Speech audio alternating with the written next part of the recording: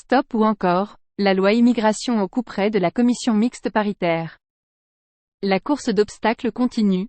Une commission mixte paritaire réunissant députés et sénateurs doit décider lundi du sort du projet de loi immigration, pour l'enterrer ou parvenir à une version de compromis normalement soumise au vote des deux chambres mardi.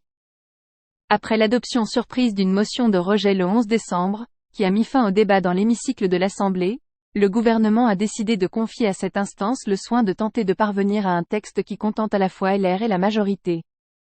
Pour la Première ministre, il s'agit d'éviter deux écueils, celui de l'impuissance à laquelle la condamnerait l'absence d'accord, et celui d'un procès en trahison au regard des valeurs et de l'ADN macroniste.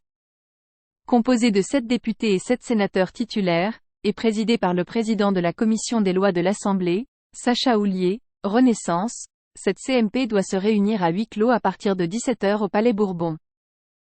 Jusqu'au bout de la nuit?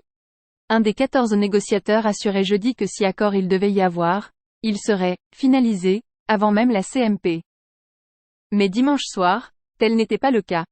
À ce stade, on ne peut pas parler d'accord, a déclaré le président des Républicains Éric Ciotti à l'AFP, à la sortie d'une réunion à Matignon avec Elisabeth Borne. Ça avance bien, a de son côté déclaré le président du groupe Renaissance Sylvain Maillard. Le président de LR a listé un certain nombre de demandes, disant attendre du gouvernement un engagement ferme à légiférer sur l'aide médicale d'État dès début 2024, et une « rédaction nouvelle » du fameux article 4 bis, œuvre du Sénat, portant sur la régularisation de certains travailleurs sans papier dans les métiers en tension.